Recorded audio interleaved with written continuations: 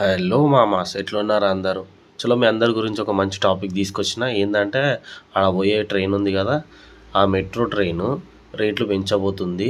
L&T metro వాళ్ళు already మన CM Revanth Reddy sir దగ్గరికి ఫైల్ని కూడా పంపించిర్రు. సీఎం రేవంత్ రెడ్డి సార్ దగ్గర నుంచి కనుక లెటర్ మీద సంతకమే వచ్చిందే అనుకో, మన అందరి మీద బర్డెన్ పడబోతుంది.